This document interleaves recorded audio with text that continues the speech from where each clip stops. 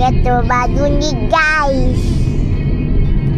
Kita balik ke Rumah. ya. Ambil beg duit. Nak pergi. Kata beja. Mana kita tu? Hebat. Lepek. Wih, lepek. Wih.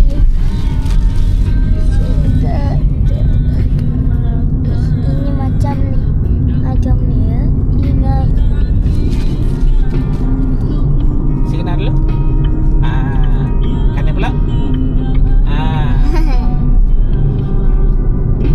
Terai kan? Aircon rasa tak aircon? Rasa Sejuk tak? sejuk. Oh. Kita tengok YouTube. Map, Google Map. Google. Kita sambung dengan telefon. Tak perlu dah pegang telefon. Okay guys.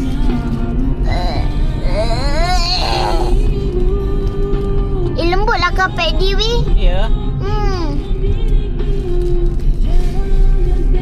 Nanti kita suruh Umi cabut plastik, okey? Dengan suruh Okey, koyak.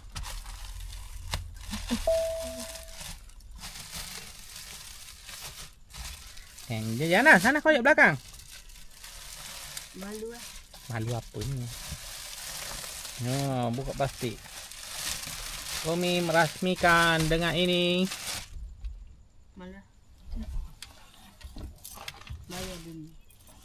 Bayar dulu. Tak apa-apa. Amboi. Buka plastik pun kena bayar. Letih. Letih sekolah. Ni kan Semua. Ni buka. Koyak je. Sabar.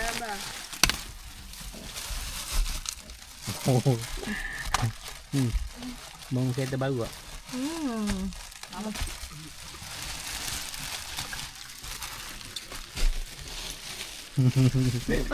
Tak ada, koyak je lah. Apa tunjuk-tunjuk?